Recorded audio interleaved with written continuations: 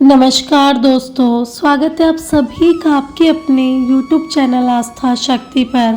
आप सभी को ज्ञात होगा कि नवरात्रि चल रहे हैं। आज है नवरात्रि का 5वां दिन। तो आज के इस वीडियो में आप सभी जानेंगे नवरात्रि के 5वें दिन की कथा। तो चलिए आइए हम सभी मिलकर के सुनते हैं।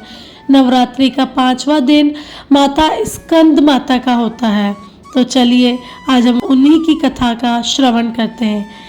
एक समय की बात है जब एक असुर था, ताड़कासुर। उसने कठोर तपस्या करके वरदान पाया कि उसे केवल शिव के पुत्र ही मार सकते हैं। लेकिन समस्या यह थी कि भगवान शिव तपस्या में लीन थे और उनका विवाह भी नहीं हुआ था। यह सोचकर देवता घबरा गए। तब देवताओं ने माता पार्वती से प्रार्थना की। माँ ने 1000 वर्षों तक तपस्या की और अंततः भगवान शिव से उनका विवाह हुआ।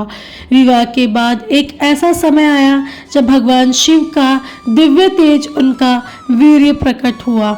लेकिन यह कोई साधारण ऊर्जा नहीं थी। यह इतनी शक्तिशाली थी कि कोई भी देवता उसे संभाल नहीं सकता था। तब देवताओं ने अग्निदेव को बुलाया। अग्निदेव ने उस तेज को ग्रहण किया, लेकिन वो भी उसे सहन नहीं कर पाए। फिर अग्निदेव ने उस तेज को गंगा जी में प्रवाहित कर दिया।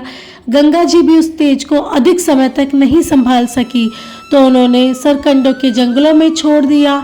वहीं उस दिव्य ऊर्जा से जन्म हुआ एक बालक का।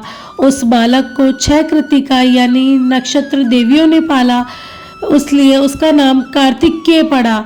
क्योंकि उसने 6 माताओं का दूध पिया, इसलिए उनके 6 मुख भी माने जाते हैं और उन्हें षडानन भी कहते हैं। स्कंद का अर्थ होता है प्रवाहित किया हुआ, क्योंकि वह शिव का तेज अग्नि और गंगा में और फिर धरती पर प्रवाहित हुआ, इसलिए उसका नाम स्कंद पड़ा।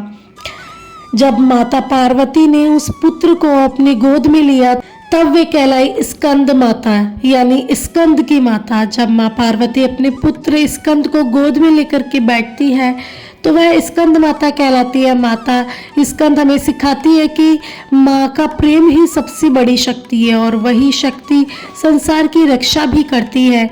जब स्कंद बड़े हुए तो वह देवताओं के सेनापति बने और युद्ध में तारकासुर का वध कर दिया। इस प्रकार उन्होंने धर्म की रक्षा की। स्कंद माता का दिव्य स्वरूप बहुत ही सुंदर है। उनकी 4 भुजाएं हैं, उनके 2 हाथों में कमल पुष्प है, एक हाथ में बालक स्कंद यानी कार्तिकेय भगवान है और एक हाथ में वर मुद्रा है। माता का वाहन सिंह है जो कमल के आसन पर बैठती है, इसलिए उन्हें पद्मासना देवी भी कहते हैं। माता शांत और मातृ से भरी हुई है। उनकी गोद में बालक स्कंद है और उनकी आभा दिव्य है। माँ को केले का भोग लगाना बहुत अच्छा माना जाता है, क्योंकि ये सरलता और पवित्रता का प्रतीक है। माँ को फल, खीर और मिठाई का भी भोग लगाया जाता है। माँ को कमल का फूल, गेंदे का फूल और सफ़ेद फूल भी चढ़ाना शुभ माना गया है। माँ की पूजा के लिए स्नान करके स्वच्छ वस्त्र पहनने चाहिए। माँ के चित्र और प्रतिमा को स्थापित करें, फिर गंगा जल से उसे शुद्ध करें और दीपक जलाएं, फूल और भोग अर्पित करें। माँ के मंत्र का जाप करें और आखिर में आरती करें। माँ का बीज मंत्र है ओम देवी स्कंद माताए नमः। माता से प्रार्थना करें, हे स्कंद माता, जैसे आपने अपने पुत्र की रक्षा की वैसे हमारी भी रक्षा करें। यह देवी विशुद्ध चक्र से जुड़ी है, यानी शुद्धता, अभिव्यक्ति और शक्ति। माँ नवरात्रों में माता पिता की सेवा करनी चाहिए, बच्चों को प्यार और सम्मान देना चाहिए, जरूरतमंदों को भोजन देना चाहिए और सरल जीवन को अपनाना चाहिए।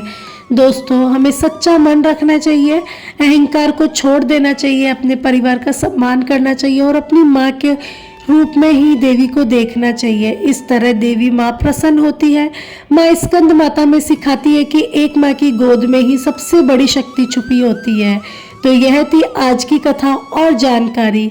आपको यह कथा कैसी लगी कमेंट करके ज़रूर बताएं। वीडियो अच्छी लगी तो लाइक ज़रूर करें, शेयर करें और अगर अभी तक आपने मेरे चैनल को सब्सक्राइब नहीं किया है तो जल्दी से सब्सक्राइब कर लीजिए, शेयर कीजिए और कमेंट में जय स्कंद माता ज़रूर लिखिए। धन्यवाद।